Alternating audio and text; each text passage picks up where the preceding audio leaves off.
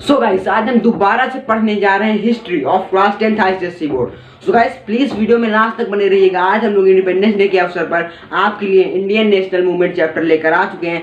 So guys video में last तक बने रहिएगा। चैनल पर नए हो मेरे दोस्तों सब्सक्राइब कर देना और बेल नोटिफिकेशन को ऑन कर देना। हम लोग यहाँ पर आपके ऐसे इंटरेस्टिंग और मजेदार वीडियोस लाते रहते हैं। सो गाइस देखो, सबसे पहले यहाँ पर हम लोग बात करेंगे इंडियन नेशनल मूवमेंट में हमारा क्या रिडक्शन हुआ है।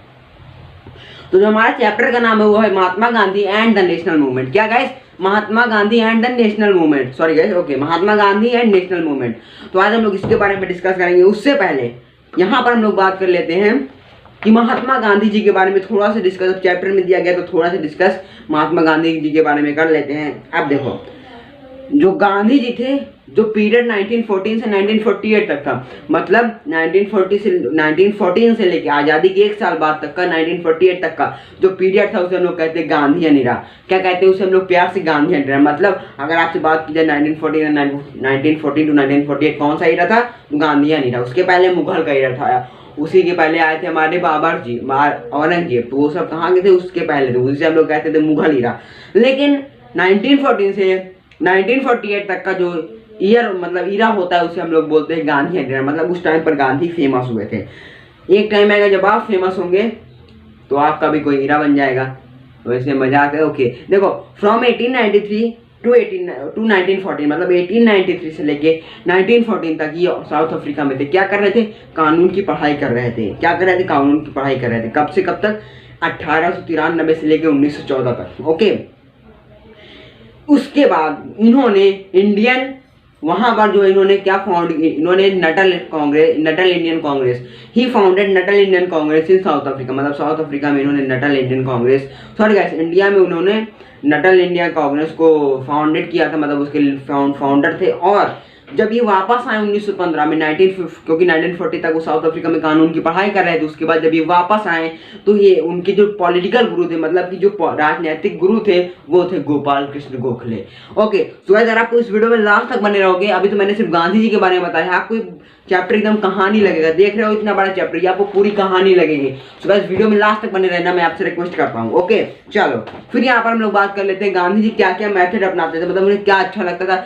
मतलब वो उन्होंने जीत दिलाई हमें, लेकिन एकदम कोई भी उन्होंने ज़्यादा लड़ाई नहीं करवाई। उनके टाइम पर कोई लड़ाई नहीं हुई, एकदम शांति से हम लोग ने जीत लिया। ऐसा आज ब्रिटिश, जर्मनी, ये सब लोग सोच के एकदम हैरान हो जाते कि अरे कैसे गांधी जी उस टाइम के हीरो थे। क्यों? क्योंकि सबने, जब जर्मनी आज़ाद हुई थी तब उसने भी लड़ा था, पाकिस्तान आज़ाद हुआ था, सॉरी गाइस पाकिस्तान का, और जब ब्रिटेन आज़ाद हुआ था तब भी लड़ाई हुई थी। मतलब अमेरिका आज़ाद हुआ था, यूएस आज़ाद हुआ तब भी लड़ाई, मतलब कोई भी देश अगर आज़ाद होता है तब लड़ाई होती है। लेकिन इंडिया जब आज़ाद हुआ तो बहुत ही कम लड़ाई हुई थी, क्योंकि वहाँ पर गांधी जी थे जो कि हीरो थे।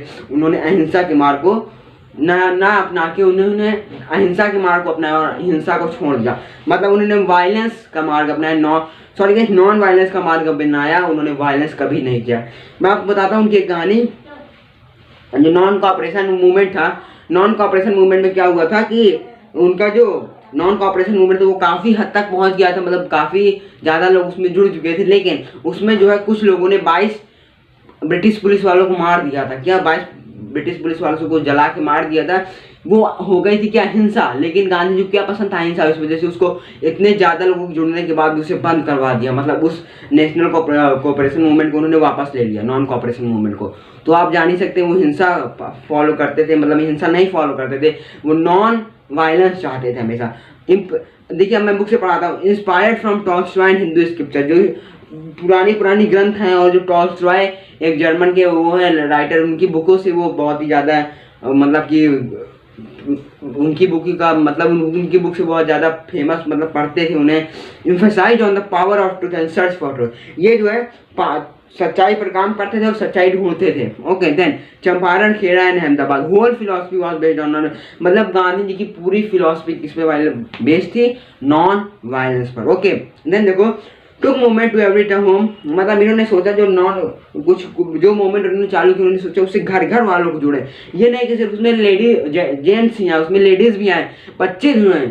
उनका मेन ये माना था, वो नॉन वायलेंस करते थे, इसमें किसी को टेंशन नहीं होती, समझाएंगे क्या पता मुझे मार दिया जाए, क्योंकि नॉन वायलेंस करते थे तो लड़ाई कभी होती नहीं थी। ओके, फिर देखो help national movement to become, जो नेशनल मूवमेंट था उसको एक मास मूवमेंट बनाया। नेशनल कोई भी मूवमेंट मास कैसे बनता है, जब उसमें ज़्यादा से ज़्यादा लोग जुड़ जाते हैं। हमारे इंडिया में जो लड़के थे, बच्चे, माँ तक, मतलब बहन, सब कोई जुड़ गया था, लेडीज, जेंट्स, बच्चे, सब कुछ उस मूवमेंट में जुड़ गया था। अकेले गांधी जी ने उसको मास मूवमेंट बनाया, पूरी दुनिया को, पूरी भारत को इकट्ठा कर लिया था। Okay, believed in swadeshi to uplift the poor and rural. और इन्होंने कहा कि स्वदेश, चरखा, जो खादी के कपड़े पहनो, जो गांधी जी जो बनाते थे, मतलब बनाते नहीं, बनाना बताया था। ओके, तो उन्होंने कहा था खादी पर बिलीव करो, और जो जितने भी फॉरेन गुड्स हैं उन सबको बॉयकॉट करो, उनका बहिष्कार करो, मतलब एकदम बंद, गया, खत्म, सब कुछ खत्म कर दो एकदम। सिर्फ अपने इंडिया का जो सामान बन रहा है उसी को यूज करो, ताकि अपने इंडिया में इकोनॉमी, इंडिया की इकोनॉमी बढ़े। ओके, ऐसे आप दूसरे खरीदो, दूसरे दे दिया, उसकी इकोनॉमी बढ़ रही है, इंडिया गया भाड़ में। तो ऐसा नहीं होना चाहिए आपको। अभी भी आप लोग ज्यादा चाइना के मोबाइल मत खरीदा करो। वैसे मोबाइल इंडिया के अच्छे होते नहीं है, लेकिन फिर भी चाइना की ना खरीदा करो। ओके, क्योंकि जो मेरा ओप्पो है वो भी चाइना की है, लेकिन फिर भी चलो, sorry guys, made in India है। चाइना, ओप्पो कंपनी चाइना की है, लेकिन है made in India.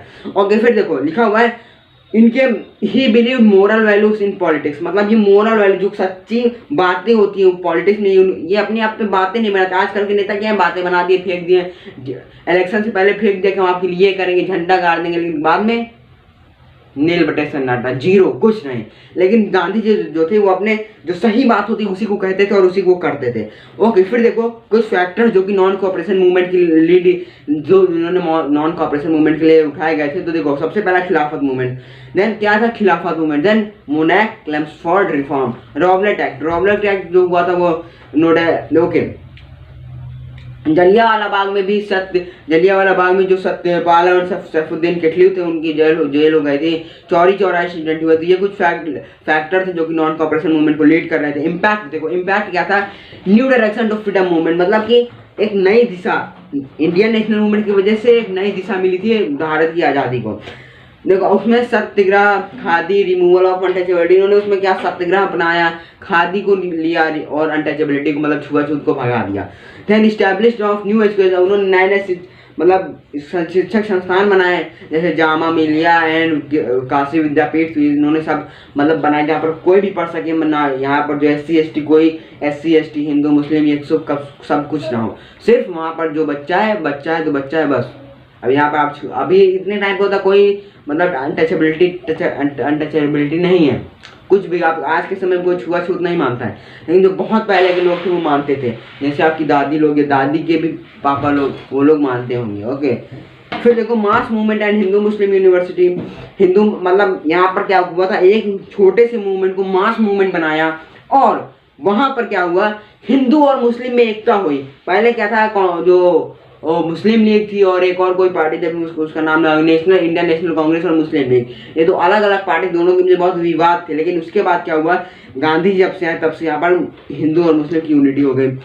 Change in the Congress था, उसकी भी करेक्टर बदल गया, मतलब उसकी सोच अच्छी हो गई, बेहतरीन हो गई। फिर गाइस इसके बाद हम लोग स्वराज पार्टी और circumstances leading to the civil disobedience movement हम लोग पढ़ेंगे अगले वीडियो में। सो गाइस, आपको ये वीडियो अच्छा लगा हो, इस वीडियो को लाइक कर दीजिएगा, चैनल पर नए हो मेरे दोस्तों सब्सक्राइब कर देना। अगर आप लोग सब्सक्राइब करोगे तो हम लोग जल्द से लाइव आ सकेंगे। 375 हो गए सब्सक्राइबर, लेकिन प्लीज गाइस सपोर्ट दिखाते रहिए। 500 देन 1000। तो गाइस अगर आपको ये वीडियो अच्छा लग जाए तो लाइक कर देना। और हम लोग अभी तक क्या कर चुके हैं, हिस्ट्री के तो नहीं, हिस्ट्री में हमने जो है फर्स्ट वर्ल्ड वॉर कवर कर चुके हैं। उसके बाद हम लोग इंडियन नेशनल मूवमेंट, फिर हम लोग लेकर आएंगे आप लियोनार्डो, मतलब सारे चैप्टर हम लोग कवर करेंगे। हिस्ट्री खाली बाकी की, फिजिक्स में 3 से 4 चैप्टर, केमिस्ट्री में 4 चैप्टर, और सब में मैक्सिमम चैप्टर हो चुके हैं फर्स्ट सेमेस्टर के लिए। लेकिन अगर आप लोग हमारे चैनल पे ज़्यादा दिन तक बने रहोगे तो हम लोग आपके लिए और ज़्यादा कंटेंट लाएंगे, MCQs लाएंगे, सब वो तो मैं ला रहा हूँ। और आपको physics, chemistry, bio, English, Hindi, maths, मतलब सभी सब्जेक्ट के सैंपल पेपर लास्ट 10 ईयर या 5 ईयर वो आपको हमारे चैनल पर मिल जाएंगे। और क्लास 11 की IIT JEE NEET, physics, English, chemistry, bio, math, CBSE की जो एक स्नैपशॉट आती है और जो एक और कोई बुक आती है, उन सभी का आपको नोट्स मिल जाएंगे हमारे चैनल, मतलब CBSE 11th, ICSE 11th, ICSE, ISC, CBSE class 10 और ICSE क्लास 10, सभी का पूरा कंटेंट हमारे चैनल पर अपलोड किया जा सकता है। खाली एक्सप्लेनेशन बाकी जो कि हम लोग आपके लिए टाइम टू टाइम लाते रहेंगे। तो अगर आपको ये चैनल हेल्पफुल लगे तो प्लीज़ सब्सक्राइब कर देना मेरे दोस्त, रिक्वेस्ट कर रहा हूँ। मिलते हैं किसी अगली और धमाकेदार वीडियो में।